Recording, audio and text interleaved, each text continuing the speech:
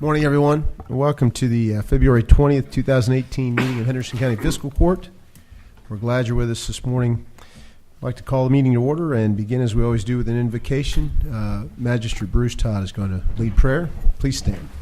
Right.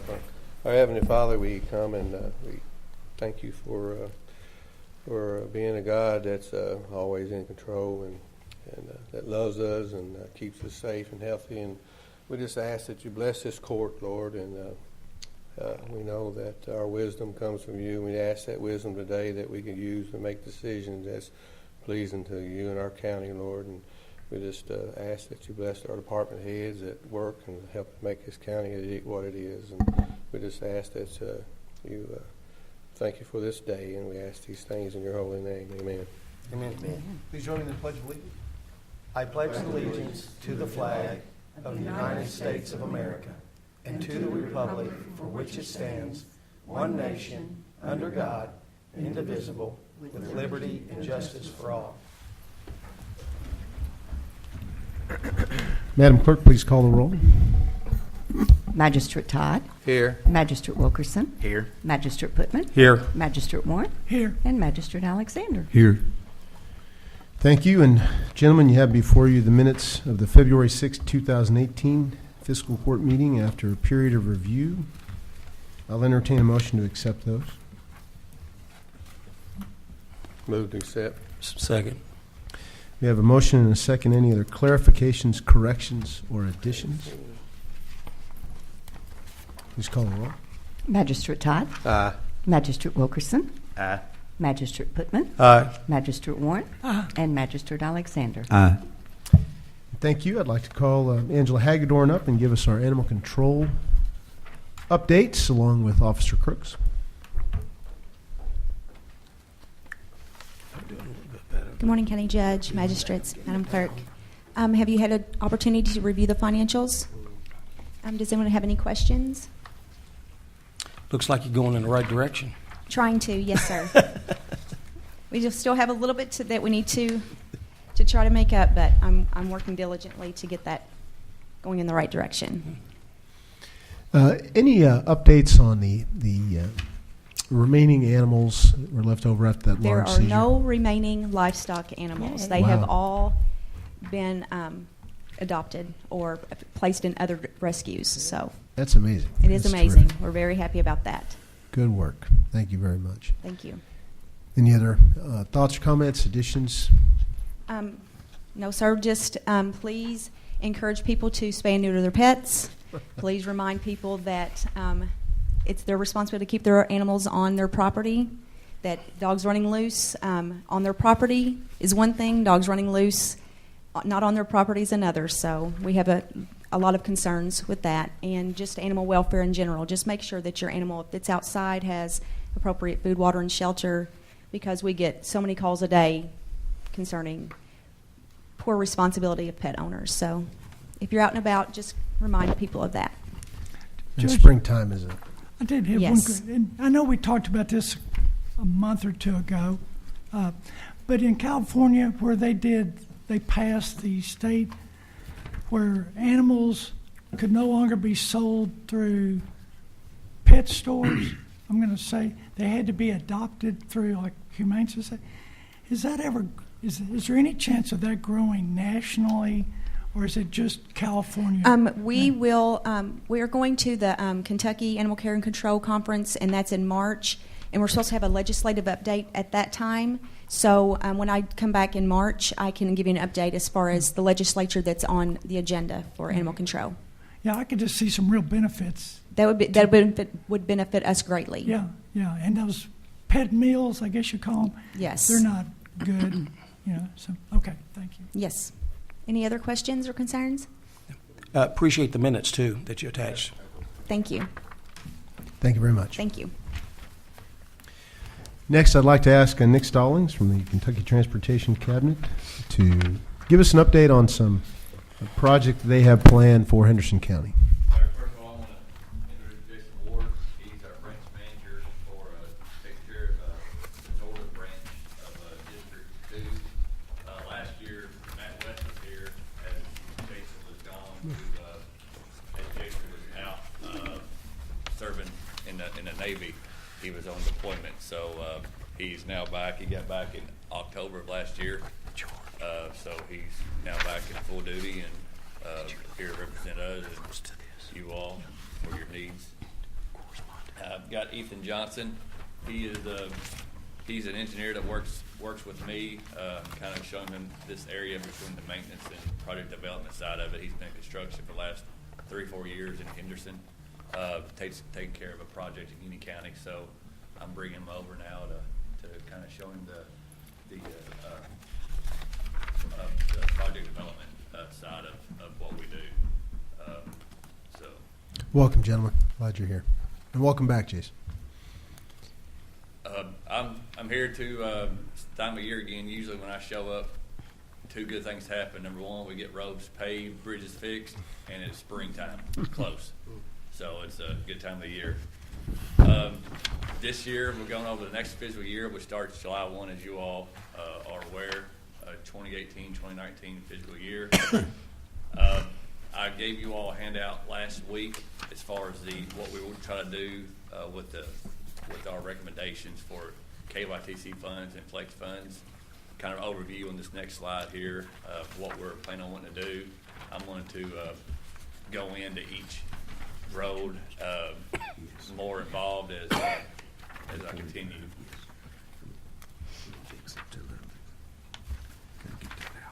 So this year, the KYTC fund was about $851,000. Typical what Henderson County receives yearly. That's around $900,000 what we typically receive. So it's a typical year. First road I'm looking to finish is Kentucky 812. This will complete the corridor of the Kentucky 812. As y'all remember, a few years ago, we paved the last 3 miles of 812 from Kentucky 2099, which is Adams Lane, all the way back to railroad tracks, which in-state maintenance begins city maintenance. We did that about 3 years ago. Last year, we had a bridge out on Elam Ditch. We replaced the deck on that bridge, removed the old existing structure, kind of helped alleviate some of the flooding out there. That one, and then we, of course, took a substandard bridge and made it, standard again with the efficiency rating. That was done last year, and so we're going to complete the 812 corridor, starting at 1078 and taking it back to Adams Lane, a little over 6 miles. Here's kind of a typical picture of what's indicative of what's out there through the whole section of 812. We're starting to get a lot of cracking in the pavement. The shoulder itself is starting to show wear and fatigue. It's time to resurface. Next section we're looking at doing is Kentucky 145. This will complete 145 corridor within the last 8 years of my experience here. We did from the Webster County line up to Dixie, which is Kentucky 2253.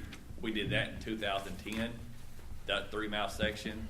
We did through the city of Corydon 2 years ago with the in-place paving contract from US 60, to back to the drainage ditch, which is a bridge structure there outside of Corydon. We did that 2 years ago with the in-place paving contract. So the center 4 miles will complete all of 145 corridor. That will, for resurfacing. And here's just a few pictures of what it looks like. We've got a lot of outside wheel rutting, shoulder fatigue, just typical pavement structure ready to be resurfaced. It's beyond its design life. Next, we're looking to do is Kentucky 136. This is going to begin at US 41, which is about the 22-mile marker for Kentucky 136. I'm taking it from that section all the way back to I-69. This is, as you know, Niagara School is a little bit from this area. Got a lot of traffic for the school traffic. We've had a few areas that the county water department has fixed with some water main breaks. It works out to be a good time to go out there and resurface it. A few pictures of what it looks like, and it's kind of indicative of the whole entire stretch. It's got a raveling, weathering on the riding surface. It's fatigued on the shoulders again, and it's a good time to get it resurfaced now to kind of seal up all those cracks and joints. We grab it now. 2 or 3 years later, it's going to be base failures. It's going to be too far gone for simple resurfacing. We have flex funds that you all have the ability to utilize or opt to give back to the state of $131,000 this year. That's not a whole lot to do much with single projects, but what I did was I tied it to the end of the 136 the 136 job, starting it there at I-69 and continued on to North Pleasant Valley Road. If you all agree to relinquish the flex funds, we can tie this job in, and it'll be a group job, and it'll be a 3-4 mile paving job rather than a couple 1.5 mile paving jobs. Price will be cheaper. It'll be a better project. This will give me a good start ending point.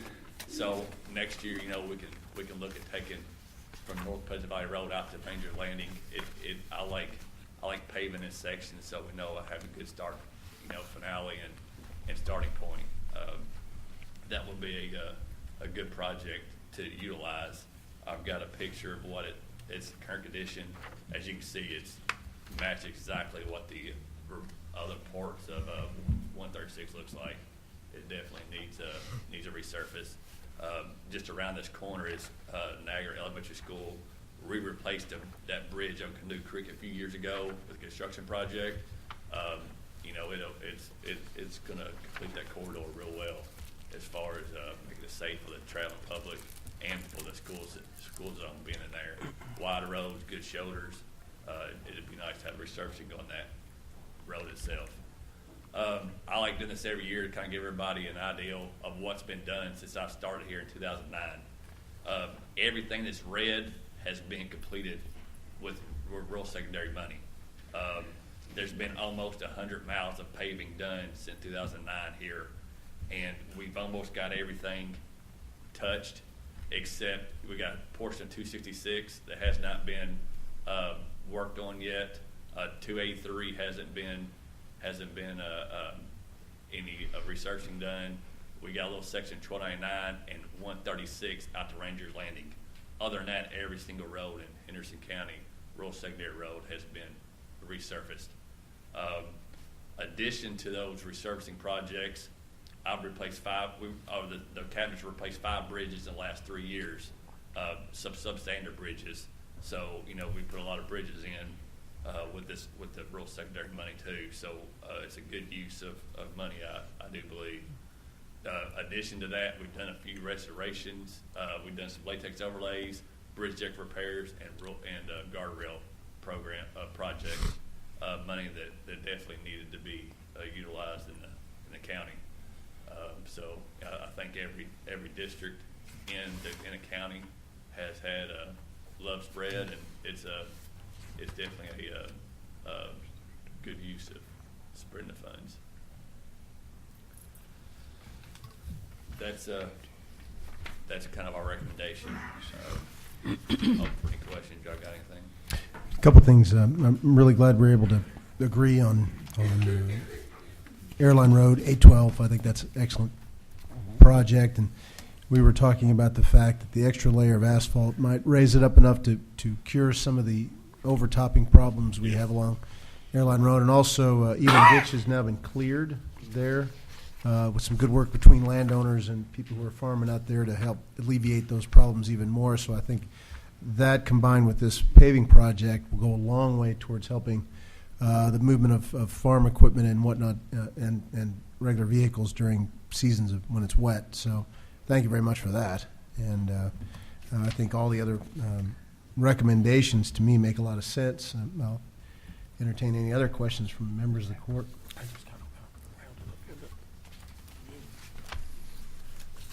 Yeah. I would entertain a motion to accept the recommendations of the district, So moved. including the flex funds. But, yeah. Second. A motion and a second. Any other questions of Nick or our team at KYTC? Could we get a copy of that since 2009? Yes. Can we get a copy? Yep. I'll make a few copies and bring it up to Sue this afternoon. That way y'all have all that and everything. I can give you copies of all the PowerPoints. Because I know like it shows, Yeah. even, over a period of time, all the districts have gotten the benefits, so, yeah. Yeah, Does that improve our rating? I know we had like a D rating or something one time. yes, and it has been improving. Okay. And the way the rating works is we do a maintenance rating report Right. every June, for the next fiscal year, and it's off a random points. So there's usually about 30 points that they do in the state. I mean, in our each county is roughly about 31 points that we've got to look at. It's just random. Some years, we hit Yeah. roads that's been resurfaced. It's good. Some roads, some years it's not. But it's it does improve, yes. Yeah, okay. Thank you. So we have a motion and a second. Any other questions? Can I ask about one that doesn't have anything to? Well, let's take a vote Okay. first. All right.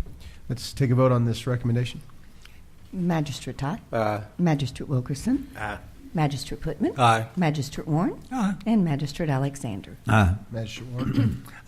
Question on the Spotsville Green River Bridge. It doesn't have anything much to do with this at all. Any update on that, maybe that you could give us as far as what the... You can step up to the mic, please.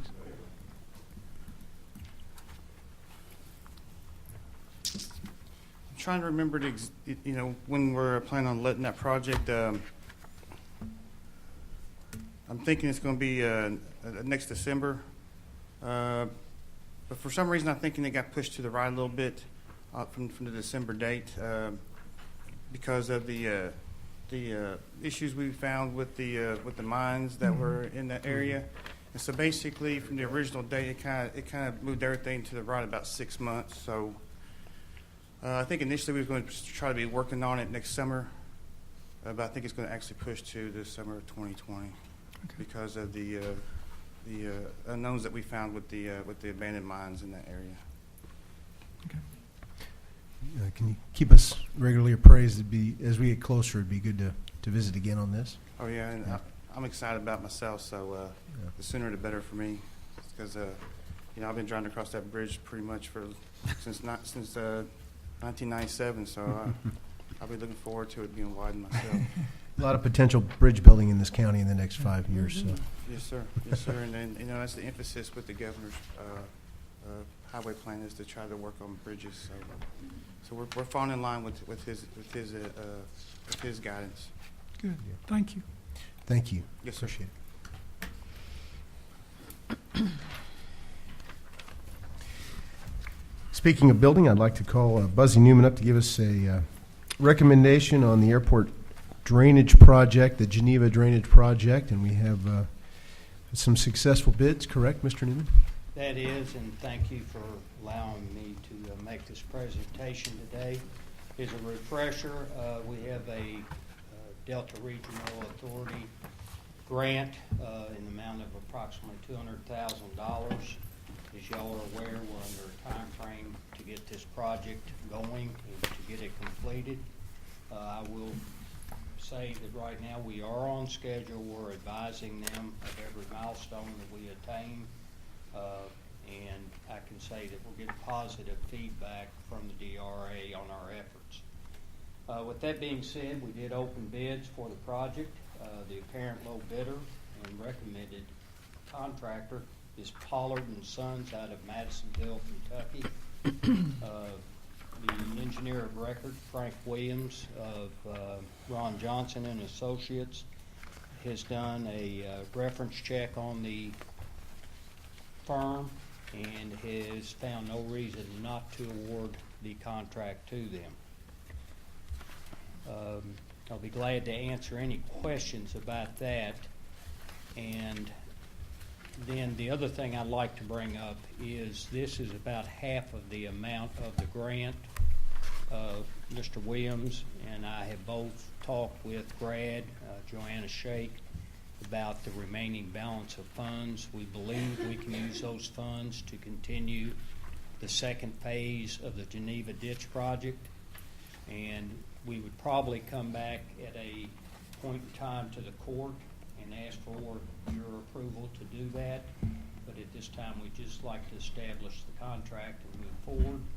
I will say that Mr. Ubiak and I have coordinated the efforts of the county's contribution toward this project, and I believe, Bill, most of it will be in kind, correct? That's correct.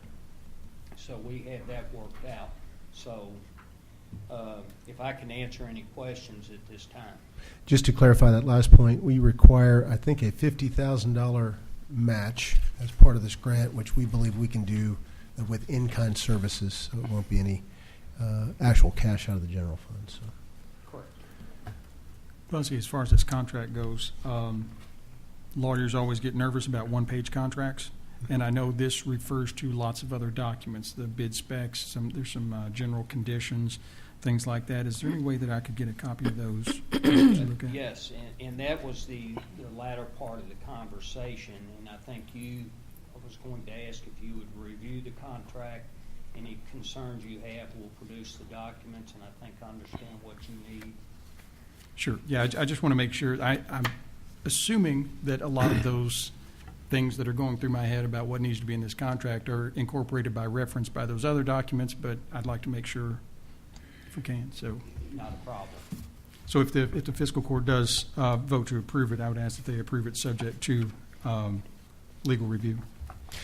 Then once the contract has been executed, then we will give the contractor time to get his performance bonds, material bonds together. Once we have those in hand, then we can provide the notice to proceed for the contract to begin. So can I get a motion to that effect that we, barring any other questions, and I will have the clerk read the resolution. Does anybody have any other further questions? I understand it. I'll make the motion. Well, let her read this resolution real quick, and I do think we need to pass a motion pending legal review. And Mr. Huback, did you want to add anything? I just wanted to let the court know that what the county road department would be installing a double-barrel 60-inch pipe, smooth wall, the pipe that we carry in stock, and it will be done by the road department. That's basically our in-kind services. And about 5 years down the road, when the runway extension project gets moving to that phase, those pipes will be repurposed at that time. So. Okay. So read the resolution real quick. Okay. A resolution authorizing the acceptance of Pollard & Sons Excavating LLC as contractor for the Henderson County Airport Drainage Project, and to authorize the judge executive to execute the contract subject to final review from the Delta Regional Authority. Whereas the Henderson County Fiscal Court has received funding from the Delta Regional Authority for the Henderson County Drainage Bid Project. Whereas the Fiscal Court opened and read aloud bids for said project on February 2nd, 2018. And whereas the low bidder is Pollard & Sons Excavating LLC with a bid of $94,310. Now therefore be it resolved by the Henderson County Fiscal Court that Judge Executive Brad Schneider is authorized to execute a contract between Pollard & Sons Excavating and Henderson County Fiscal Court for the Henderson County Airport project in the amount of $94,310. Ready? Get a motion pending legal review to approve that resolution. So moved. Second. I have a motion and a second. Any other questions of Mr. Newman? Please take a vote. Magistrate Todd. Aye. Magistrate Wilkerson. Aye. Magistrate Pittman. Aye. Magistrate Warren. And Magistrate Alexander. Aye. Thank you, and thank you very much, Buzzy, for managing this project. Thank Getting it you. going. My condolences to you and your family. Thank you. Next, I'd like to call Renee Sabner, and she has a county clerk's report.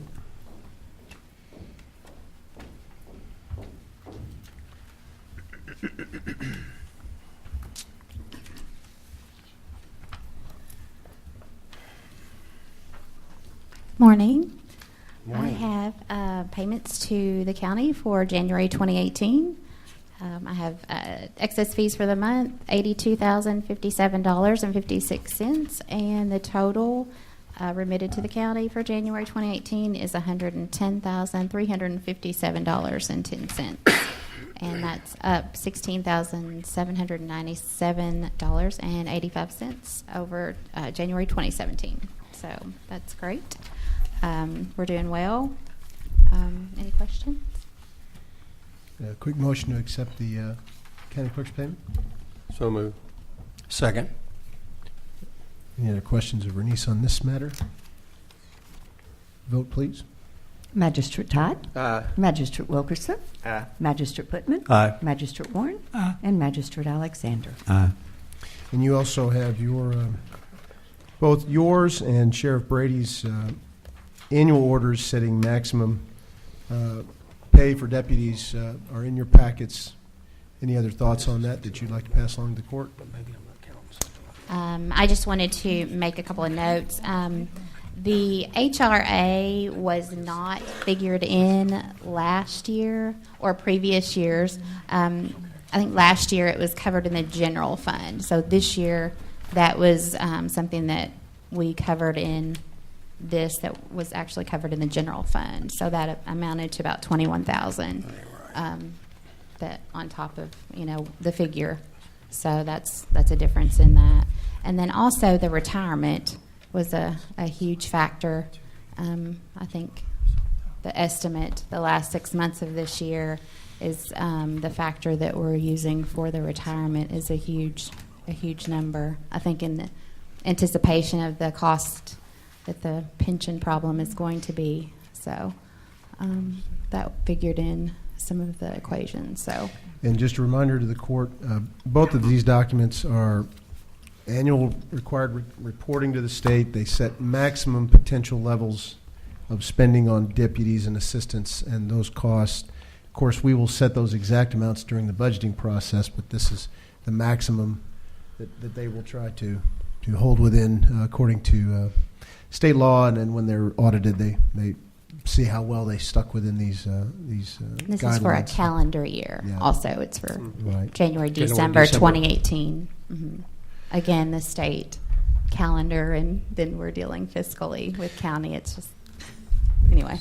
Would Sheriff Brady like to make any comments on his report? I think we might try to vote on both of these at the same time. No, I think it's in line with what we've been in the past. I know the $64,000 question is what type of legislation come out on retirement. That's everybody's guess. Our numbers were put together in consultation with our county treasurer. She assists us with it. We're as close as we think we're as close as we can accurately get on it. So. Any other questions of either Sheriff Brady or? When you do that, you kind of feel like if there's some vacancies, Sheriff and Renisa, that you include those numbers of what the potential, if you have to hire, that's included in that number. And generally, a rehire will be a lower number than the person who's retired.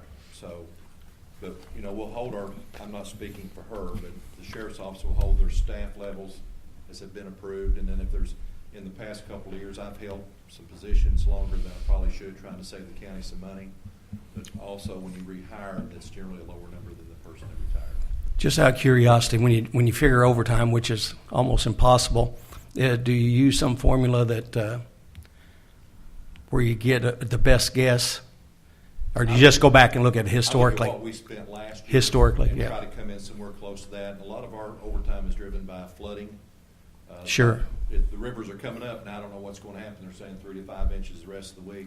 But a lot of our overtime is driven by river flooding and what we have to do to help out. All right, thank you. Any other questions? Thank you. Can I ask Brenda a question? Brenda, do you have with you the financial revenue condition report handy? Well, the reason why I was going to ask you, we should be able to kind of, and Butch and I were just looking at this, that if we take from sheriff deputy salaries and go down to sheriff staff health insurance and total that should kind of give us a comparison. Is that hate to put you on the spot because we didn't talk about this yesterday at the finance. Yes and no. You're looking at gross wages and specific benefits. What you're not seeing is for both of these are Medicare and Social Security tax, which is total for the general fund, as well as they figure in a rate for workers' comp. And there's a couple other little things that you don't see an individual line item per department. As well as the potential increases that could be coming down from state legislature based on what they Yes. decide. Which y'all are both saying makes sense because actually, based on what I totaled up, it's about $300,000 less than what's here, but that would be based on some of The things unknowns, that I you- guess, yeah. Yeah. That is incorporated into the general fund as a whole. Like I said, the Right. Social Security and Medicare and a few other Okay. items. Yeah. And it's better in these reports, I would assume, to try to be conservative and miss on the high side than Yes. being correct on the low side. Yes. Yeah, and these are parameters. We'll figure out exact budgets when we get into the budgeting process. Gotcha. Makes sense. Well, I make a motion to approve. Well, we on the recommendation of Mr. Gold, I'd like to do these separately. Oh, okay. So we'll entertain a motion to approve the county clerk's annual order setting maximum amount for deputies and assistants. So move. Second. Any other questions of Renisa before we vote? Please call for a vote.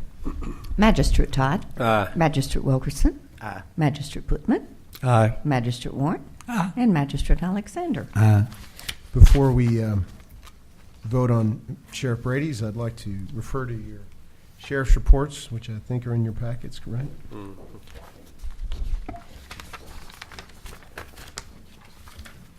Any questions on those? If not, I'll entertain a motion to approve those. So move. Second. Motion and a second. Any other questions? Please call for a vote. Magistrate Todd. Aye. Magistrate Wilkerson. Aye. Magistrate Putman. Aye. Magistrate Warren. Aye. Magistrate Alexander. Aye.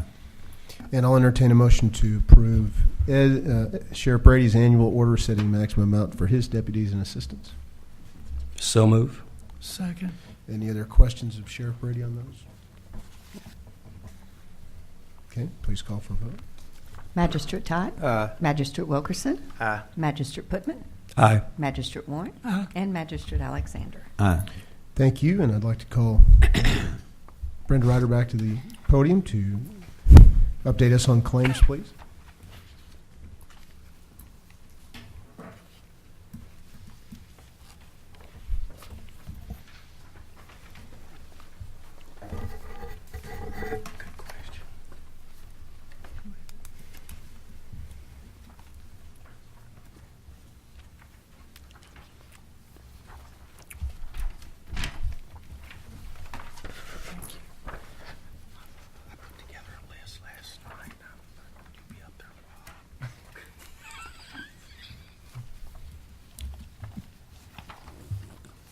These are your bank balances after paying claims today.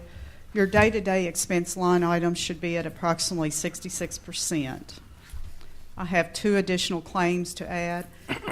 The amount of $7,500 from the jail fund to Command Presence LLC.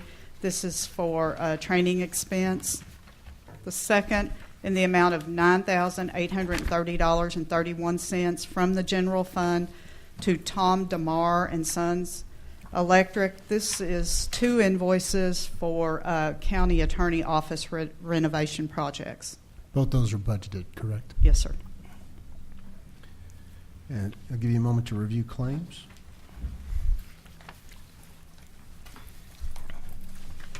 I make a motion. We pay the claims. Second. You have a motion and a second. Any other questions on the claims? And we did review the claims yesterday at the Finance Committee, yes. so-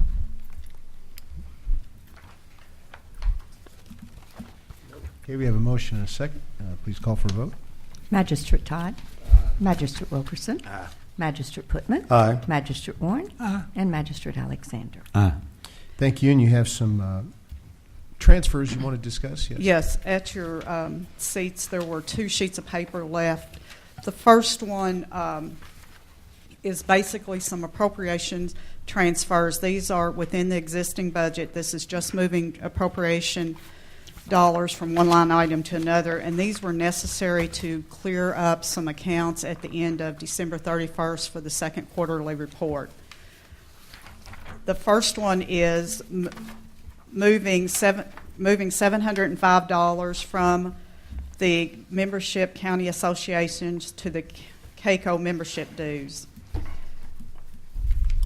Or both of these are coming from the general fund contingent line items. The second one is moving $118 from the parks employees salary line to the park supervisor salary line. And these were to clear up your 12/31 quarterly reporting. You just going to want to do the three? Or are you going to go through all of them? Let's go through all of them, unless anybody has a particular question about any of these transfers. Did you mention the NACO one? Because we're going to get reimbursed for the NACO dues that we paid. I don't think this is part of these transfers, but when we receive that in, that'll be great. And I think CAECO's covering our membership fee. Yeah, right. That's great. You should be getting a check back from them. One of the things I wanted to mention about the CAECO membership dues, you mind if I explain that a little bit? The overage is due to a technical glitch. We have a radio equipment on KET tower in the east end of the county that in the past we have paid rent on. It initially provided coverage for the Reed and Spotsville volunteer fire departments, if I'm not mistaken. For some reason, that rent, we had an invoice now to pay it again this year. That rent flowed into the CAECO membership dues line item. It was a mistake. So we're trying to clear that up. But we're at the same time, we're also, while we move money into that account to cover that, eventually we'll move it into the correct line item, future reference. But we're also seeing if we, in fact, need that equipment on that tower anymore because of our new 911 system. So we're efforting now to figure out whether we actually require that. There's a chance we may not need to pay it at all. The other option there is to ask both Reed and Spotsville to pick up the cost, because it would only then be secondary kind of coverage for them. The county has invested a lot of money in the new 911 system to give them coverage, and they also have the funds now to take care of this if they feel that they need this secondary coverage. So that's a long-winded answer to why this went over a little bit. But again, it's not that much money. Any questions about that? We'll go to the second page of transfers. Okay. Transfer $15,000 from the judge's staff part-time salaries to the judge's staff full-time salaries. And I'll be speaking about that in a moment. Then transfer to the judge's telephone and mobile service $4,000. Transfer to the line item in lieu of tax payments, which is your industrial revenue bonds, $23,000. Transfer $4,000 to the zoning board member per diem line, and transfer $70,000 to the LGEA line item KEST state grant solid waste. This total of $101,000 is coming from the workers' compensation line item in the general fund. The workers' compensation was budgeted, did come in less, about $105,000 less than budgeted, and that's why we're able to move this money. The backup to explain the LGEA solid grants, there are two grants, and those grants are calendar year, and they cross between the calendar and fiscal year. And to complete the prior year grant, those two grants, we need to move $70,000 to that line. The judge's telephone and mobile service, the reason for that is primarily because the telecom audit group that's auditing the county's telephone service, the charges have been coming out of that line item.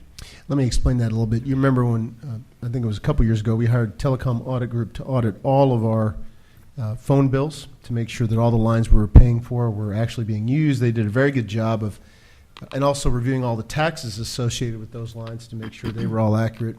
They did a really good job of helping us eliminate some lines that we were no longer using. reducing taxes on lines we were no longer using, and cut our total phone bill approximately, I don't know, in about half. Pretty much. Of course, now their reward for that is they get half of the savings for 2 years. That was our agreement, 2 years. And, Approximately. of course, we pay them directly for that. So that's what these charges are.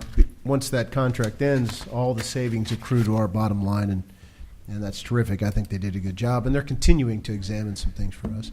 That's what that's all about. The zoning board member per diem, we had a change in the attorney for our zoning board of appeals. Dorn Luck is now the attorney. We've been able to negotiate a decent rate, but he is a little bit more expensive than the previous attorneys that we've had, who in large part were provided by the county attorney's office at a very reasonable rate, far beyond what we should normally expect. And they've gotten very busy, so they hired Dorn Luck. So we're padding that money out to make sure that they can afford. Actually, Judge, that's not entirely true. The county attorney's office never provided legal services to that board. Well, I mean, we paid, right? Is that what you mean? No. Or you County attorney's recommended office never paid, no. Never provided legal services to that board. That board hired some attorneys. And years ago, you go back maybe 3 or 4 years ago, they hired an assistant county attorney on a part-time basis to do it. That's what I meant. Subsequent to that, they had a private attorney that had no connection with the county attorney's office to do that. Well, we were getting a very good service from people who happened to be assistant county attorneys at the time when we made this change. So sorry about that. Well, and the immediate prior attorney for that board for the past probably year or so was not an assistant county attorney. Was Mr. Owsley. Yeah, he wasn't there that long, but didn't last that long. But anyway, we're trying to clear the attorney service up for the zoning board, and that's what this extra payment is, just to make sure that we can afford that.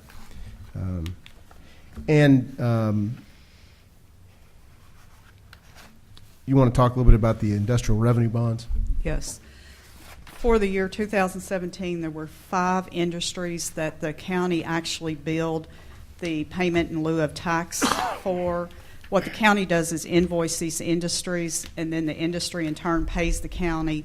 Then the county distributes the taxes that are paid to the taxing entities, being the library, the school board, the extension agency. There were 5 for 2017. As we stand now, there are 4 for 2018, with Hanson aluminum being in the future. And those are, again, figuring out when these companies will finally pay off their bonds can be difficult sometimes, because even when we set a maximum payoff period, sometimes they pay them off early. So figuring out exactly what fiscal year they're going to end these bonds can be tricky sometimes. And this budget is also set prior to the tax rates for Right. those too, so that's why we need extra. The last transfer is from the general fund, moving $75 to the association dues line item from the staff training and travel line item, and that is for the jail fund. And it's nice to have accurately budgeted for workers' compensation rates and potential payoffs, so that we actually have some money free in that particular line item to devote to other line items that need to be cleared up. So kudos to Brenda for working hard with our friends at CAECO and our workers' comp program to make sure that we were properly budgeted, and in fact this year got a bit of a credit back. So it's good to be able to reach into that line item if we need to clear up others. Any other questions on these? I move to approve. And again, I'll talk about the judge's staff salaries line item here in a moment. But we have a motion. Do we have a second? Second. We have a second. Any other questions? Please call for a vote. Magistrate Todd. Aye. Magistrate Wilkerson. Aye. Magistrate Putman. Aye. Magistrate Warren. And Magistrate Alexander. Aye. Thank you, Mr. Treasurer. Mr. Gold, your report, please. Judge, I've got several checks today. First being salaries, FICA retirement, $1,006.06. Reimbursement for a city supplement to assistant county attorney's salary, $458.33. Health, dental, life insurance, $177.01. $317.80. $8,135.59, and jail fees collected in the amount of $390.27, for a total today of $10,485.06, bringing the fiscal year total to date to $87,909.51. Thank you. I always enjoy it when you hand me several checks. Motion to approve and accept those payments. So move. You have a motion. Do we have a second? Second. Motion is second. Any of your questions of Mr. Gold? Please call for a vote. Magistrate Todd. Aye. Magistrate Wilkerson. Aye. Magistrate Putman. Aye. Magistrate Warren. Aye. And Magistrate Alexander. Aye. In your package, gentlemen, is a bit of sad news. Our hardworking and long-serving fiscal court clerk Sue Baker, took me aside last week and said, after quite a bit of deliberation and consultation with her family and her husband, that she was going to decide to retire. And she had told me earlier that it was her intention to stay through the end of the calendar year, but things had developed within her life and the life of her husband, and the fact that she was more than eligible for retirement at any moment, that she had decided to speed up the timeline a bit. And you'll see that she has submitted her resignation as of the end of May. I thought about not accepting the letter. She told me she'd shoot me if I didn't accept the letter. But I'd like to turn it over to Sue to just address the court about this, and then we'll talk a bit about what happens next. So, Ms. Baker. Wow. Well, most of you know I'm close to 70. It's, at that age, you don't know what lies ahead. And my husband has Parkinson's disease, and he will certainly not ever be any better than he is, but I want to be able to spend quality time with him while he has good time. I've got 6 grandchildren who are extremely involved in sports. A lot of those things happen while I'm at work, and I want to be able to attend those while they're young enough to appreciate Grandma being there. And, it's really hard because I've really, really enjoyed this job. I've enjoyed working with all of y'all. I will have to say Brad has been a joy to work with. And it's hard to leave while we are under such great management right now. But I feel it's time, and so May 31st, y'all. We're going to have time to more properly honor Sue's service, but at this time, I think a round of applause is in order.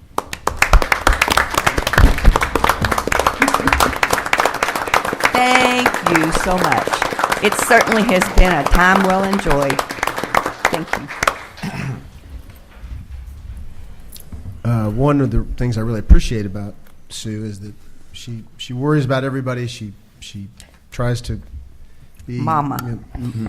Mama hen to everybody, and that helps a lot. And even in this retirement consideration, she was thinking that way. She knows that her replacement will require some training time and some time to shadow her and learn all the aspects of the job. So as we thought about potential replacement, we had talked in the past about bringing Kurt Wiesen back to the judge's office. Kurt now works for Jailer Brady at Henderson County Detention Center, doing HR functions and a variety of other things. Before that, he worked for about a year in the judge's office, handling administrative duties, and approached Kurt about perhaps coming back and eventually accepting the job of both administrative assistant and fiscal court clerk, and he was open to that. So after consultation with Jailer Brady to make sure that was okay, and Kurt was very open to this, we're going to, at the soonest point that both Kurt and Jailer Brady can work out a good time for him to shift over to our office, he will come and join us first as administrative assistant, and then after Sue retires as fiscal court clerk. I checked with Renisa Abner. Magistrate Wilkerson reminded me that I think the first order of business was to offer the position to the county clerk to do it for free, and she politely and not surprisingly declined, and will soon be sending me a written letter to that effect. But that gave us the ability to go ahead and identify somebody we want to actually hire for the position. So part of the transfer of funds today that you approved was moving money from a part-time line item that we had passed in the budget that we have not used, and that we will use to cover Kurt's salary for the couple months that he is up here with Sue, and then the remaining budget that we have for both Sue's salary and the part-time line item will carry us through the end of the fiscal year in that office, and we'll budget accordingly for the next fiscal year when it comes that time. But I wanted to let you know about Kurt. I'm not sure at this time if you'd like to, if I can get a motion to approve bringing Kurt into our office to assist Sue, act as administrative assistant, and that at the time of Sue's retirement, we will formally approve him as fiscal court clerk. So we have a little bit of time to do that. Does that sound reasonable? Does the court clerk get paid off a different line item than they used to? I'm not sure about that. We include it in our judges' salaries now. We include Sue's salary in our judges' salaries now. Because whenever we were at that conference, they said that the court clerk needs to be, even if it is the same person, had to be paid the court clerk's salary out of one check, and then the staff secretary out of another check. Okay. Well, we'll make sure that's right when we budget. One thing though, Carter, is that when Tootie was the court clerk, that was her title. Her title, yeah. That was it. So we had a line item to pay her because that was her title. Mm-hmm. So that's how. But at that last conference, not the one we just went to, the one before that, that's what it was on, was your court clerk. Mm-hmm. And they said if it was the same person, that it should be 2 separate payroll checks. Okay. Well, Does that that mean may I be get in the double? fact that could be partly based on the fact that by law it is wearing 2 separate hats. One hat as the fiscal court clerk. That individual is an employee of the fiscal court, and on the other hand, the judge's administrative assistant is a judge's hire. So I can imagine there are some counties where not everybody agrees on who that should be or something along those lines. So that could be why they were suggesting that. I don't know for sure, but that is probably born in the fact that statutorily they're somewhat separate. Even though that one person can wear the hat, and Sue's done that very well. We'll make sure to make sure that's just right when we get to that point. I make the motion, though, we bring up Kurt. Thank you. You have a second? Second. You have a motion and a second. I want to say that, again, I closely consulted with Jailer Brady on that to make sure that was okay. And she has some personnel moves that she needs to make, and it actually lines up pretty well with some decisions she has to make soon, and Kurt's agreeable. So pretty easy move to make. So you have a motion and a second. Any other thoughts or questions? Do you want to do 2 different motions? You've got to do the staff secretary and the court clerk? Well, he hasn't assumed court clerk duties yet. Okay. We'll get that. I thought we'd do that when she formally retires. Okay. Please take a vote. Magistrate Todd? Aye. Magistrate Wilkerson? Aye. Pardon me, Magistrate Whitman? Aye. Magistrate Warren? Aye. And Magistrate Alexander? Aye. Thank you for that. And Sue, thank you. for You're all you do. welcome. Appreciate it. With that, we'll move to good of the county. If there are any members of the audience who'd like to address the court, please come to the court. Sheriff Brady. I just want to say, Sue, great co-worker, ray of sunshine. Thank you for everything. Well, thank you. Seeing Sheriff Brady also reminds me that he has and will soon again help represent the county in talks about school safety. And I know that's a delicate topic. I think our superintendent, Morgana Stanley, did a good job of spelling out their ongoing thoughts. I appreciated Sheriff Brady's remarks in the Gleaner reporting of that press conference, media conference, and this will be an ongoing conversation in our community, and the county government and the sheriff's office will be represented in those conversations. Thank you. Jailer Brady. I've got good news. So I just received word that we passed our state inspection for our new kitchen. So Hey, yeah, there you go. Good. Now we're just waiting on Mr. Stroud to come take a look for the certificate of occupancy. We'll start cutting through walls. Excellent. And the meeting you held yesterday was very effective, I thought, and thank you for doing that. And hopefully this mountain is almost completely climbed now. So Hopefully so. Danco, as of this morning, effective tomorrow, they're going to work some 16-hour days to try to move the process along and get those walls taken down to get the two buildings connected. excellent. Amy, Thank you. there's been some emails flying around about the property you're trying to purchase. Have y'all made any headway on that? No, sir. We kind of, as you saw, went back and forth on that, and it's at a standstill. Well, now you told me yesterday that you were not interested in doing it anymore. Well, there's no sense in controversy when there doesn't have to be, and I've tried to follow the steps and follow the procedures the proper way. Working with staff, we're working very hard to try to do things right, and I mean, we have way too much going on for conflict. I mean, the jail's got the money to pay for the property, haven't they? And it's used for gardening for the inmates? Yes, and hopefully in the future it would be used for a treatment center or a day reporting program, kind of like Jefferson County has. And that's the only one that I know of, unless Steve, you know of another one in the state. I know Christian County's looking at one and Hopkins County, but Amy, there was one that I sat in on in Madison County, Richmond. Then of course, I mean, the way they presented it, it was outstanding. So you might check on it, and that's what I could really envision on that property being separate.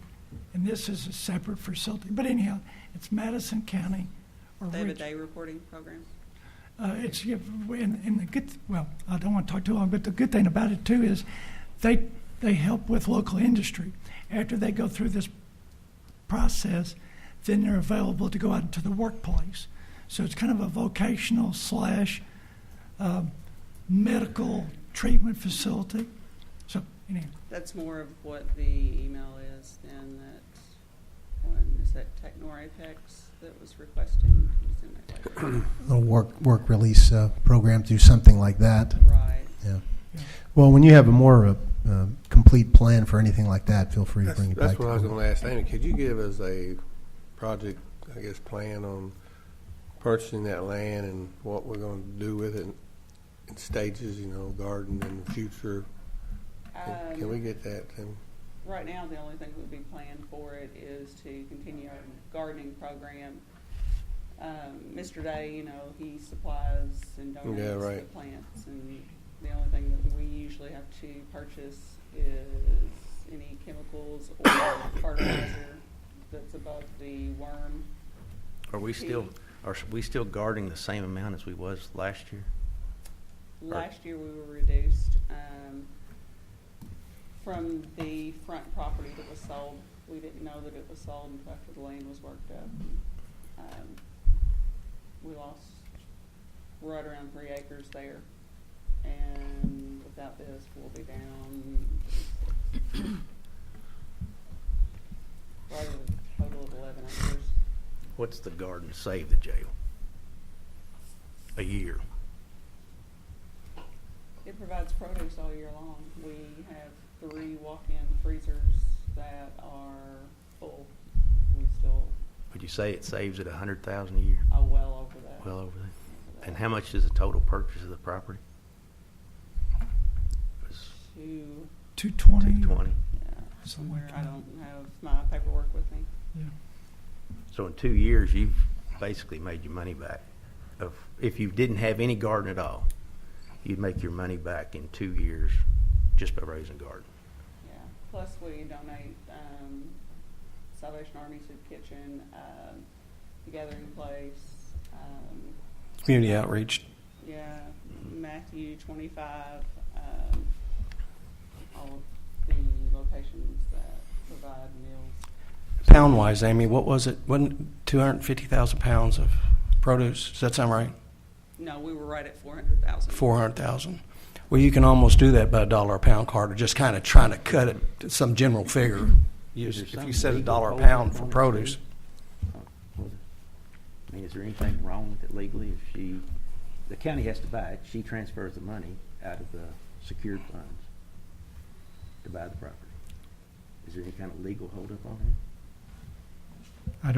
I'm not sure what you mean by legal holdup. I mean, is it legal to do that, for her to do that, buy the property? For the pay county it? to purchase land? Of course. And then she reimburses us back out of the, Any funds expended, I believe, my understanding is the proposal is this would be paid out of the canteen account.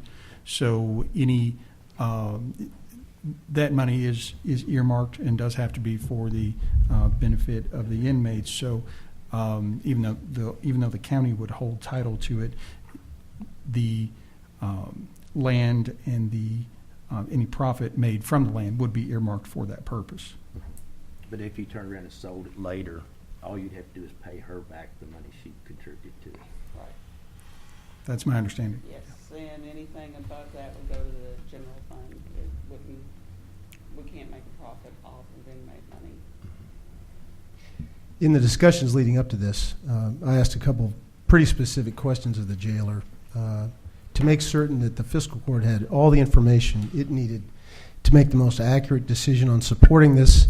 And they included the amount of monies in both the canteen and commissary accounts out of which this would be spent, and also the consideration in the jailer's estimation of an alternative way of acquiring ground to garden, which would be to take city property that is very close to the jail on the very back end of Fairmont Cemetery that is not used, would not cost the jail anything to garden, and would be available for her discretion. And I was told that by Jailer Brady that she would not disclose how much money was in the commissary account. She would not disclose how much money was in the. Well, okay, then why? That makes me curious as to why it was never disclosed to us, and that also that she would not consider the gardening of city-owned ground for no charge. And I think clearly stated that I was more than happy to entertain the notion of purchasing the ground for these reasons if the fiscal court was made very aware of the financial conditions of these rather large accounts in the jail. In the past, the jail has not been as forthcoming about some of its financial dealings as we would have liked, and I know that there are going to be 2 audits coming up that will show probably show some of that. And so I wanted to make sure that in any future dealings with the and again, not under your administration, I wanted to make certain that any financial dealings with the jail were absolutely transparent and that the fiscal court had all the information that it needed to make certain that it was making proper decisions, because these are under the purview of fiscal court. This is property that would be owned by the county.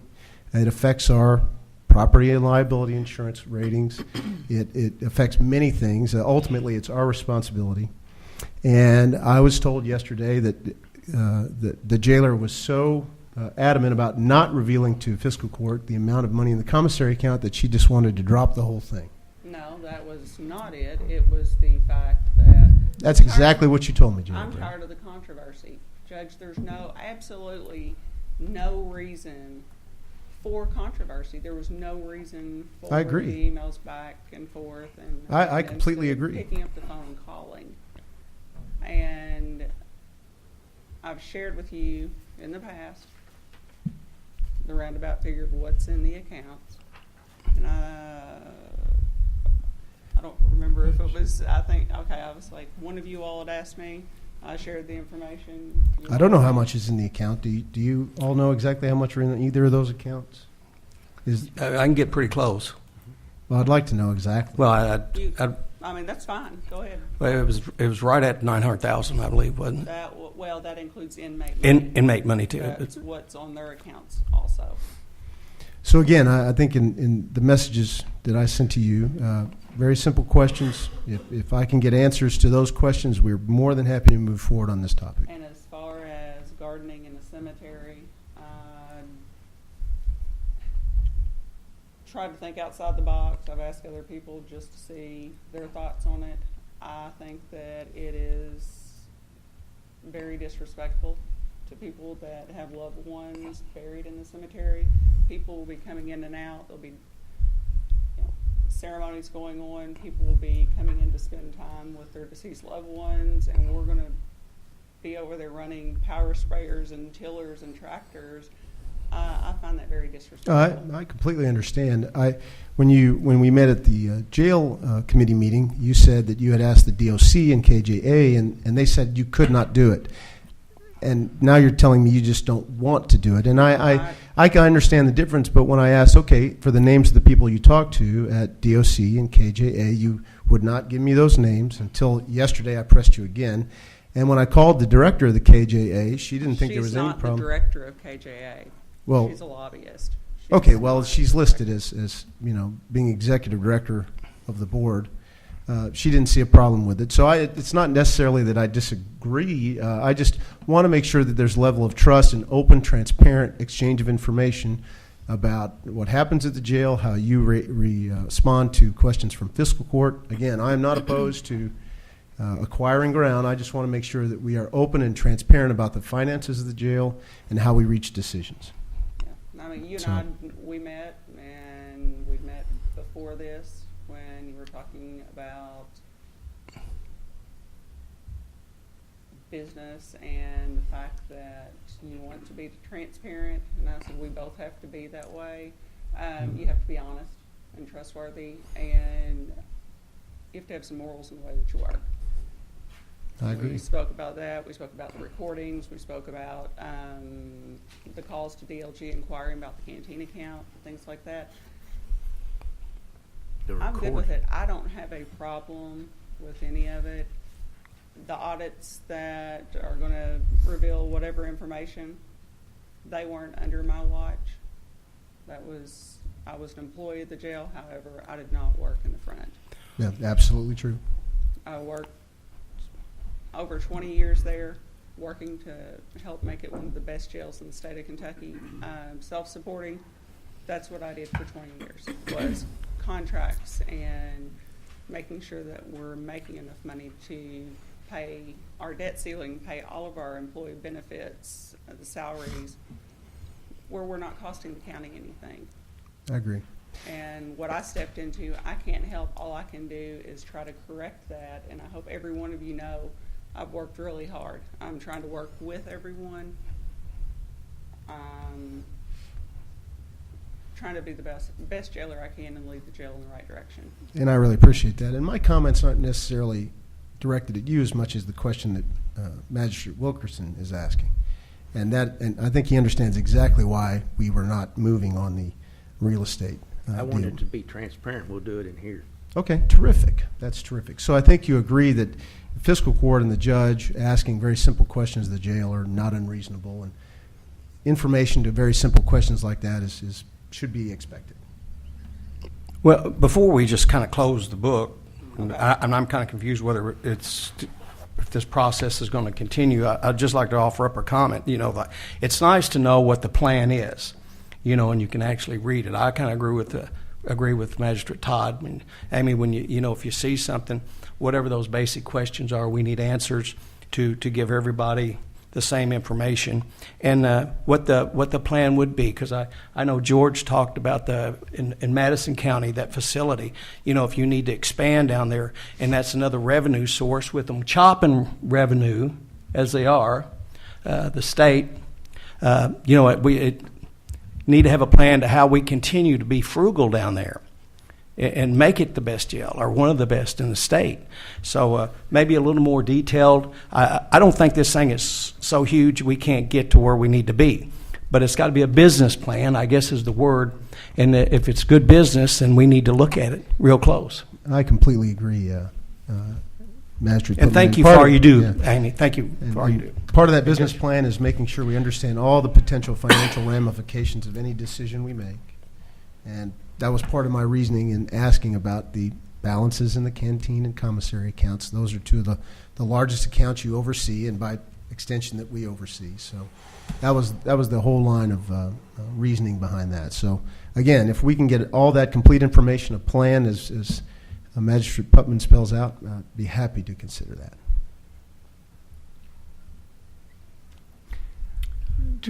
Now let me ask you a question. No, is time? It's one of these things too. Is time of the essence in that do you need to, or do we, or somebody need to get an option on the property for, say, 3 months or some time frame, just to, now I don't mean to buy it, but just get an option on it so that it doesn't, because I'm really impressed with this Madison County operation. I don't want the property to get away from us, but I'm not saying we need to buy it tomorrow. Do we need an I'm not option? sure how much longer Mr. Danheiser is going to hold the property, because it took a while to be able to get the appraisal. There's not a lot of people around that appraise that type of property, and we had to wait in line. When I brought it before you all, it was a couple of months ago. Okay. So I don't know if you recall. I do, yeah. And I'm not really sure how much longer he'll hold it. If it sells, I mean, I guess if it sells. And I think George and I were talking yesterday, and it's, of course, value of land can vary on what the purpose of the property actually is, right? Correct. So to maybe to grow with a garden as the purpose, it isn't the right, that's what I'm saying about when you have a plan that specifies that our goal would be in the future to make this one of the facilities, or could be something along it, instead of just agriculture, maybe. Yeah, and it's only 2 areas left on Borac, so there's really nowhere else, unless you, like Vanderburgh County Jail. When they built so far away from the courthouse. They know now what a mistake that is. Amy, how much property is there behind the jail? Isn't there? I understood there was like 70 acres of farmland. Is it being farmed? Okay. It belongs to the city, and they the city. it out. Okay. Is there a possible? Give them a heads up. They could cut a piece of that out for us. We get one little strip, like right at the tree line there, and usually we have melons on that because it's about the only thing that'll grow there. So they won't. You don't think they would be interested in giving us a adequate amount of that 70 acres to grow for the garden? They haven't in the past when Mr. They Harrington, refused, or we just? Harrington's the one who talked to them about that. Okay. And I think it's part of the new industrial complex. Is that correct? Potentially, yeah. Eventually, yeah. I know, but you can raise garden on it. Yeah, till I know. I mean, I know. it just not have to mow it and maintain it. Look to me. And like and even if we don't buy this ground, the 2 lots that Amy's talking about, we still have the potential to garden on them if they remain unsold, because we have in the past. There is that potential too. If they sell, like in the middle of gardening season, then it's whoever purchases the There's always that chance, Yeah, but of course, they take as Mr. Warren said in the Finance Committee meeting, those lots have been for sale since he was a kid, I think. Well, it's Something. a chamber. Yeah, well, he's getting out of the business. He's selling off. Just forming 100 years ago. Any more questions about this? Again, I thank you. I'd just like to make a comment. We travel around. We do have one of the best jails in the Commonwealth, and a lot of jails, a lot of counties are paying $1 million or $2 million for their jail, and I would hope that we continue to work together. I have all the confidence in Jailer Brady running the jail, and I would hope we continue and would work together and to keep our jail as one of the best in the state. and profit. We're trying. We're working our hardest. Thank you. Anything else? Thank you, Amy. Thanks. Any other? Ms. Hagedorn. First off, congratulations, Ms. Baker. Thank you. I'm excited to say that on the Humane Society side, we have obtained a grant, and we are going to be replacing the flooring in the main part of our building.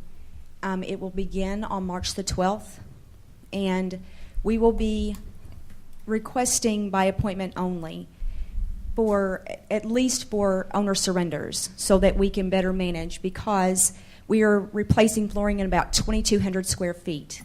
So that is our office space, and that is where our public viewing for our cats. So we have to do a lot of maneuvering and shuffling and to get that done. It should not affect animal control, we should still be able to go out on runs and do those types of things. It's mainly going to affect our intakes, and it shouldn't affect our adoptions because we're going to relocate within the building the cats and things. So it's just mainly when we have to intake an animal because there's a process that we have to go through and procedures we have to follow. But I did want to say that I'm excited that we received the grant, and we look forward to having the project completed. I was able to reach out to Job Corps. They have a tiling trade, and the tiling trade is going to install the floor for us, so I'm excited about that. And we also have some grates in our kennel runs, and the Job Corps welding trade is going to help us work on those grates. So Good. I'm excited about those things. So thank you very much. Excellent. Any other questions? Okay. I really appreciate your use of Job Corps students. They're an underutilized resource in our region, really is. Yes, they are. Yeah. You know, and I always appreciate your enthusiasm. Thank you. Any other thoughts or comments from members of our audience? Magistrate Putman. Well, Judge, we talked about a lot today. Hope we get everything worked out and resolved to everybody's satisfaction. Miss Baker, just good.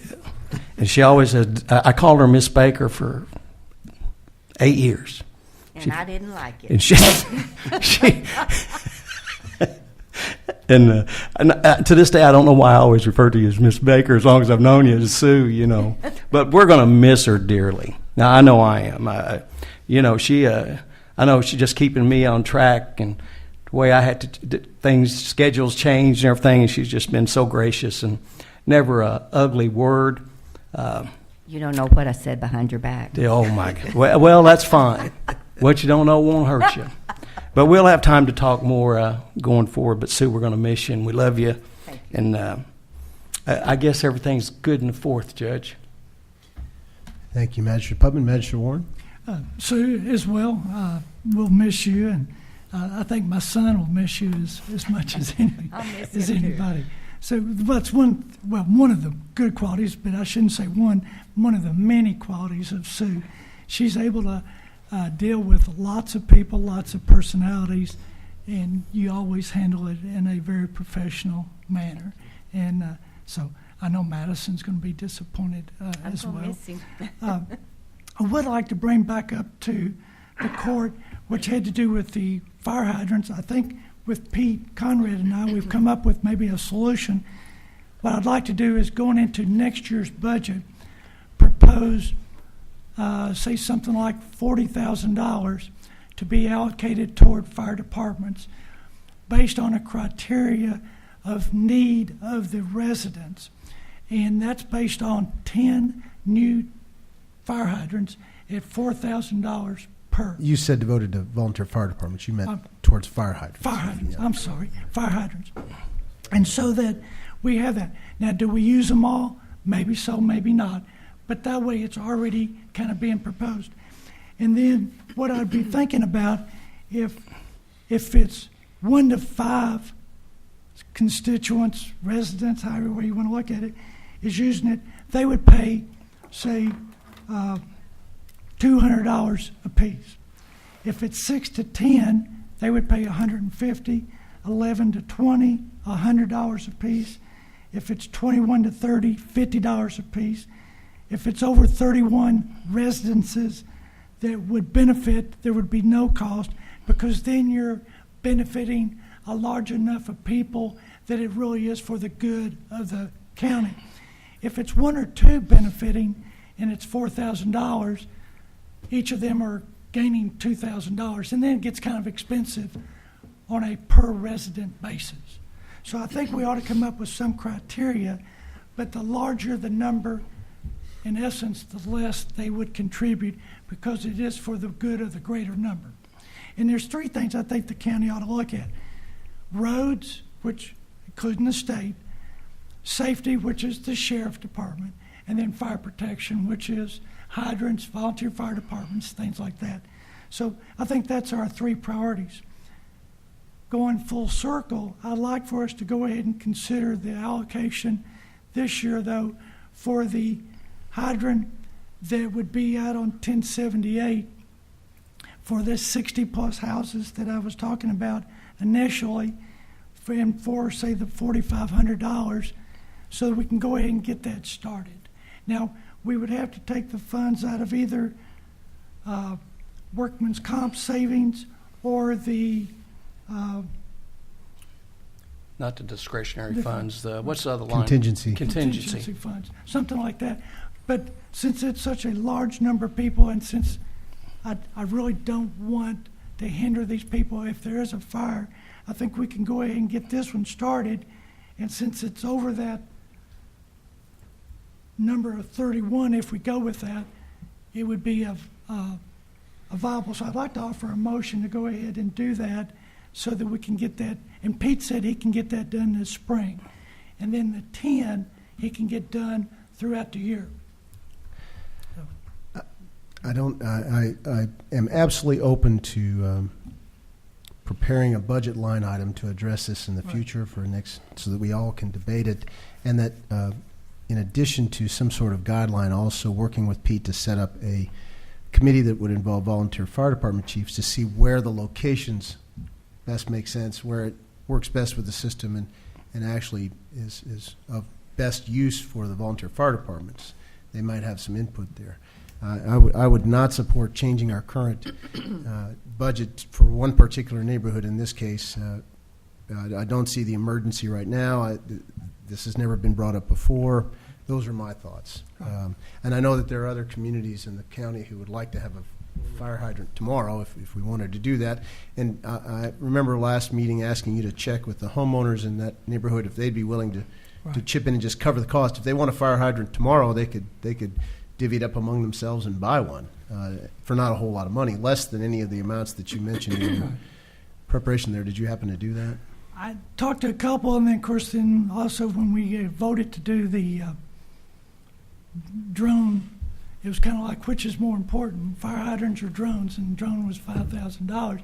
So I thought, okay, well then maybe you're a point well made that we need to go ahead and do this and then put enough money in the budget. And we've done 50 of these in the past. So really a precedent had been established over the period of 8 years that I've been up here to go ahead and put fire hydrants. Not asking to do it. Now, again, I'm not saying going into the future, but based on the 50 that we've done and the fact that it is for safety. And again, some people said, well, the drone, we did the 5,000, which is more important, a fire hydrant or the drone. So I would like to see us do the fire hydrant. As far as the drone park goes, you know that was within budgeted funds. We have a budget line item for park equipment, so it's kind of apples and oranges. I also don't want to play favorites with neighborhoods in the county. And this has nothing to do with favorites, just there's a need and there's a number. If we get a call tomorrow after doing this about 40 other neighborhoods in the county that want a fire hydrant, what do we do then, Magistrate Moore? I would say we ought to consider it, because if it's 40 or more houses benefiting, part of our.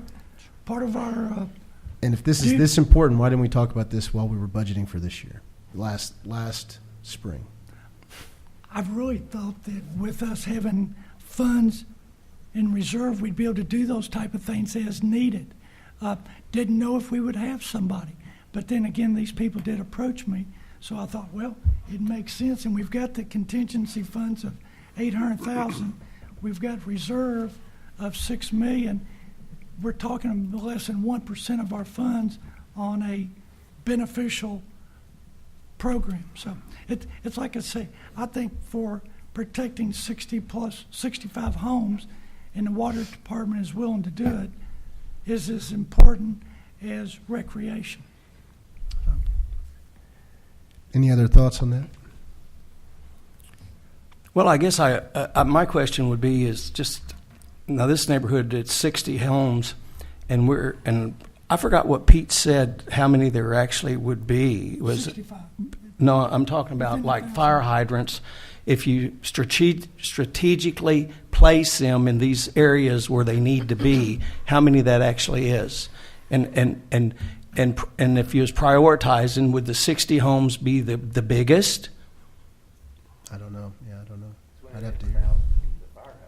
And that's how many will benefit. is within 1,000 feet is 60 to 65 But homes. but you see what I'm saying is, so 60 sounds like a pretty big number that you're servicing. Yeah, he's already done the evaluation. And I think when I spoke about it, I said, we might ought to look at some sort of plan, and then they prioritize how those things go, and where this would prioritize at, where it would be at in that.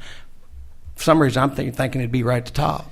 And if that was true, and we worked through the budgeting system to create a line item for these things, they could have one on July 1 or July 2, or But again, part of a larger plan that maps this out logically with some input from people who are actually going to use these fire hydrants, which would be the chiefs, I think would be a smarter way to go.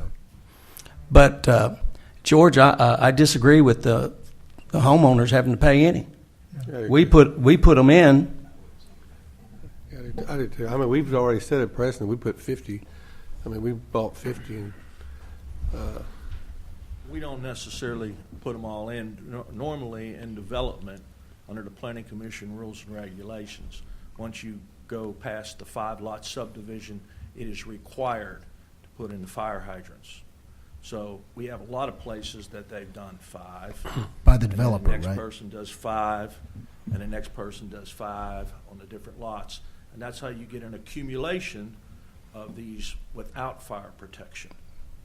So, but it is required by the developer to put the fire protection in as infrastructure when they do a major subdivision. no. That's now. That's now. So, I mean, I've been talking with Pete Conrad for a year or so about 416. There's several, couple of miles, several homes there that's got $200,000 and $300,000 homes and no fire hydrants up and down that line. And so, I mean, there's needs all over the county. We need to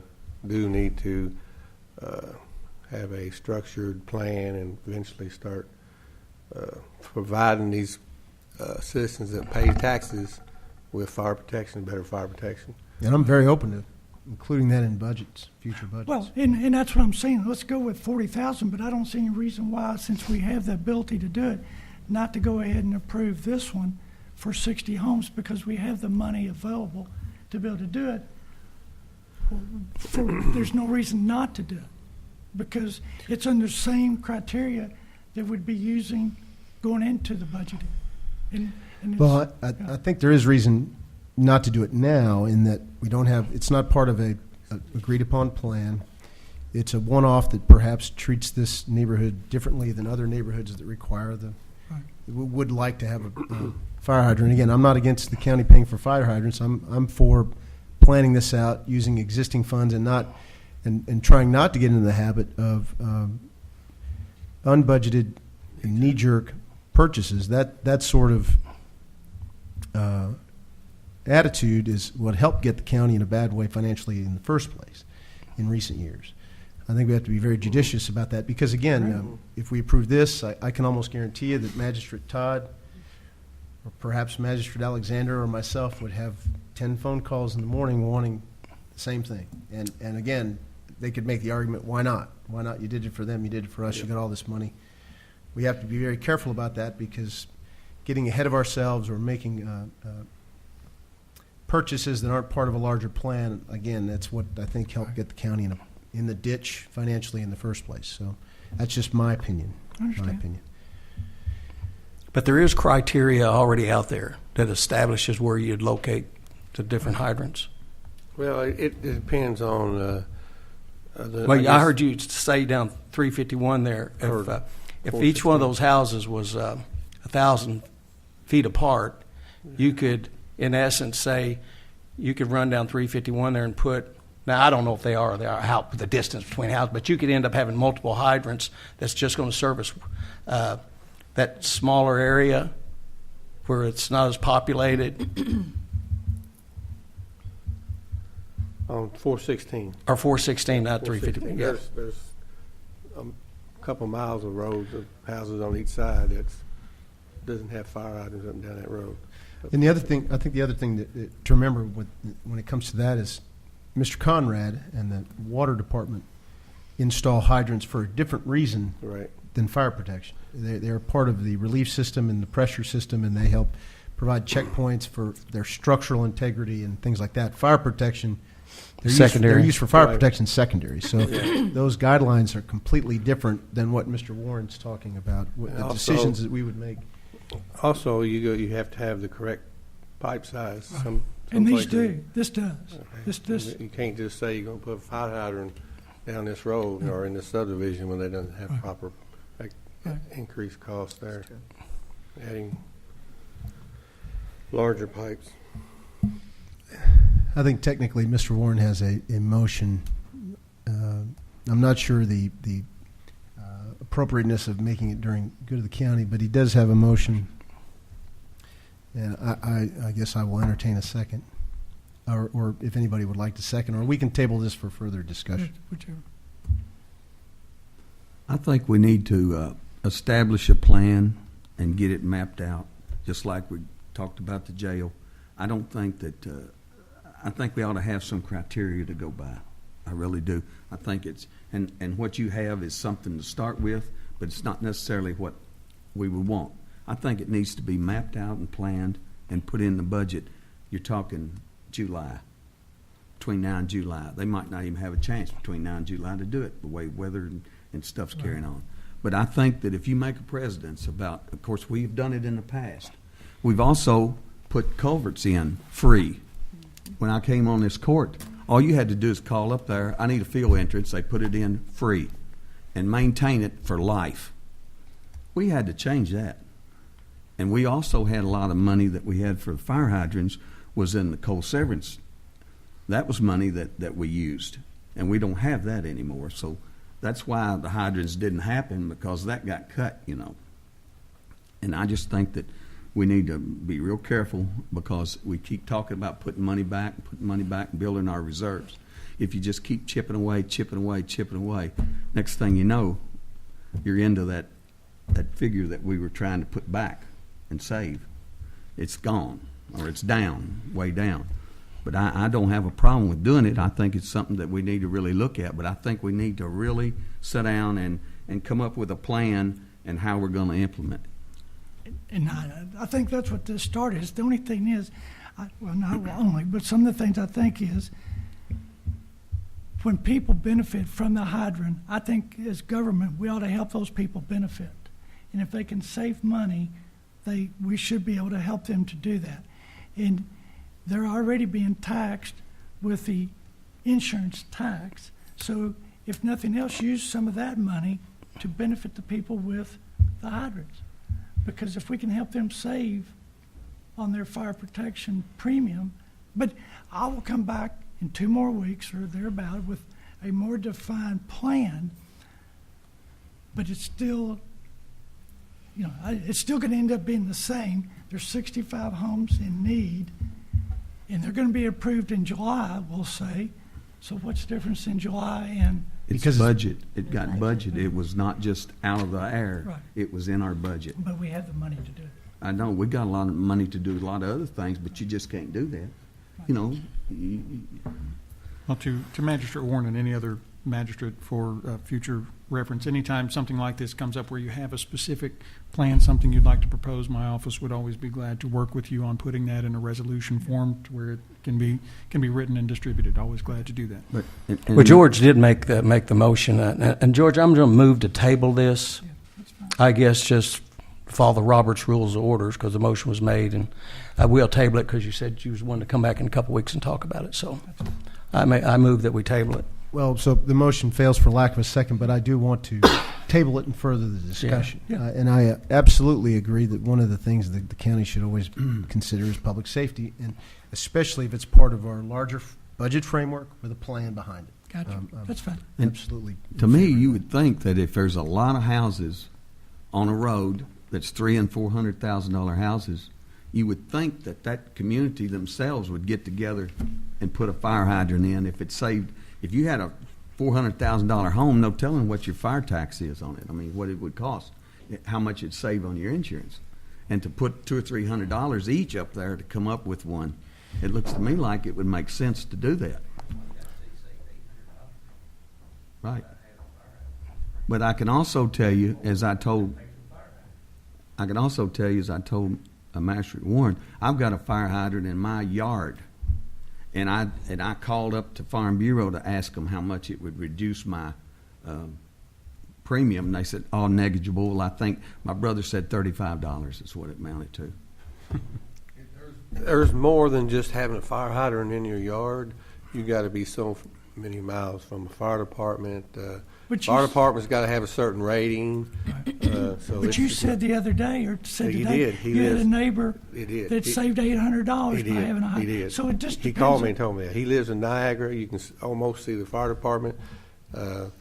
They put a fire hydrant in his yard, and he called me a couple of days later and said he saved $800-some a year. So it and varies thanked me. on- there's Now a lot that's of- his saying. But he did call and tell me. Yeah, so, well, I agree. If you want this to be a part of the next agenda, if this is something you want to bring up again, please call ahead and let us put it on the agenda so everybody understands what we're going to be talking about.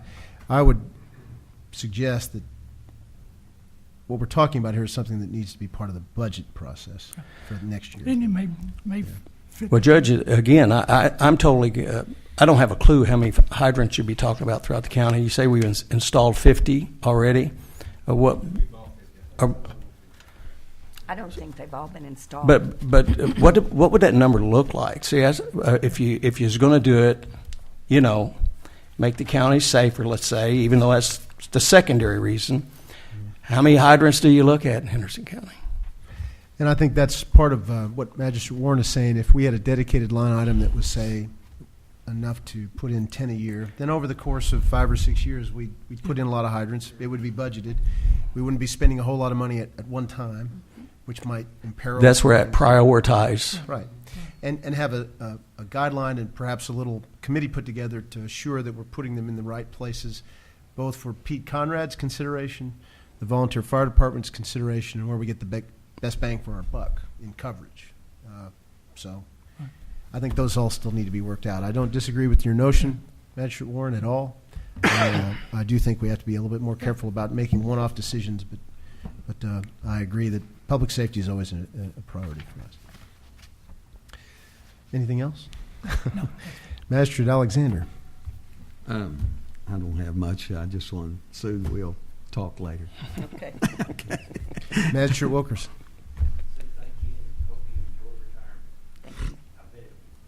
I know it will be. Magistrate Todd.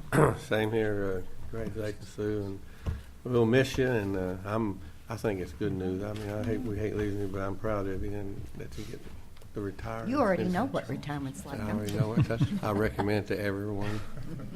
Every day, Saturday except for Sunday. Good. Mr. Gold. We're all going to get a chance to, talk about Sue forever.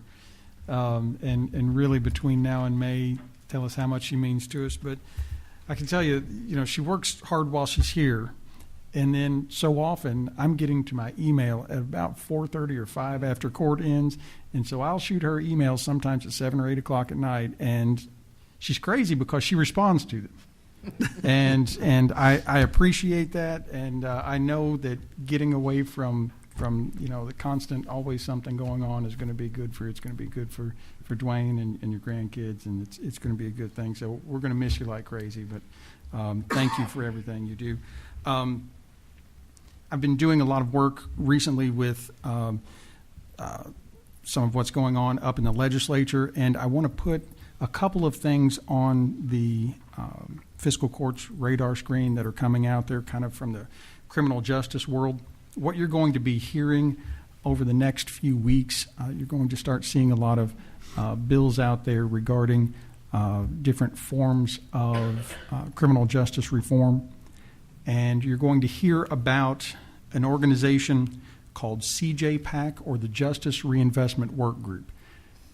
So I want to tell you a little bit about what that is and what the reality is about this, because you're going to hear about something called CJPAC recommendations, or the Justice Reinvestment Work Group's recommendations.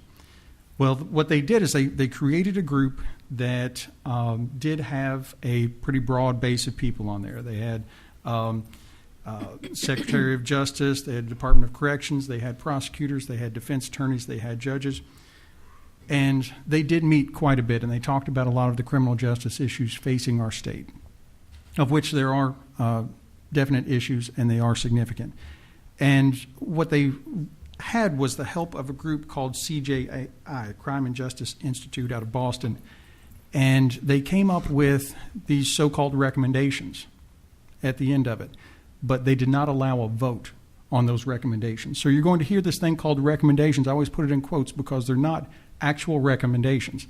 CJI worked with the Justice Secretary to decide what the recommendations were going to be, knowing that the actual Justice Reinvestment Work Group would not pass it, and so they did not allow a vote on that. So when you hear, oh, this was recommended by this group, that sounds really important, although it wasn't actually recommended. And there are several things there that are budgetary and I think public safety time bombs that really will have a real effect on local governments. Some of them include things like raising the felony threshold, which may or may not need to be done. That can be debated. But another includes making all drug possession of any type, be it heroin, methamphetamine, anything, a misdemeanor, a misdemeanor with presumptive probation for a first offense, a misdemeanor for the second offense, and the third offense being a felony. And that actually might make some sense if anybody trusted the legislature to put real money behind treatment beds and interventions and the resources that the district court level would need to really case manage somebody and case manage their treatment. In reality, I think what they're going to do is they're going to put a lot of people on this presumptive probation, not have enough treatment beds. Somebody's going to test dirty, and a busy district court judge who's already got 200 people in their courtroom and doesn't have time to case manage somebody's treatment is going to end up revoking all that probation, and they'll end up doing the better part of a year in county jail on the county dime, not doing any better, and they're going to get out with the same problems that they've got. I think that's a real problem, both financially and public safety-wise, and unfortunately I think some of these people aren't going to live to that third time when it becomes a felony to get to circuit court where they do have the resources to case manage. They have things like drug courts and probation and parole and things like that. So as this moves forward and as you start hearing about CJPAC's recommendation, I just want you to realize that this was really this CJI group out of Boston and the Justice Cabinet's recommendation. It was not the recommendation of this broad-based group as you go forward. So on that sunny note, everything else is good in the county attorney's office. Thank you. We're going to keep a close eye on that legislation and obviously many other items before the General Assembly that could impact county government. Lots of unknowns at this point, and thank you very much for keeping track of that for us. We're going to have a couple months to slowly but surely celebrate Sue's service to the fiscal court, so I won't wax too poetic right now. We're going to have another fete when she finally serves last fiscal court meeting. That'll be a sad day, but we also appreciate her staying on board to help train a very remarkable and talented man in Kurt Wiesen to make sure that he carries on in her shoes and does as good a job. So thank you very much for that, and you know how much I appreciate you. I also want to say thank you to the people who have already expressed condolences for the death of my stepfather-in-law, Dr. Howard Campbell, longtime dentist here, former partner of Mayor Bill Newman, a prince of a man who we need more people in our community like Howard Campbell. He was a professional who treated his clientele and his employees in a sterling way. He was very supportive of community efforts, both in public and private ways. Was a very dignified person while also being a very fun guy. And again, just one of those people that every community is blessed to have. He was very good to my family, and I appreciate the condolences, and keep the family in your prayers. It's always tough to lose a guy who's that impactful and that kind, but life goes on. So thanks again, and with that, I will entertain a motion to adjourn. So moved. We have a motion and a second. All those in favor can leave.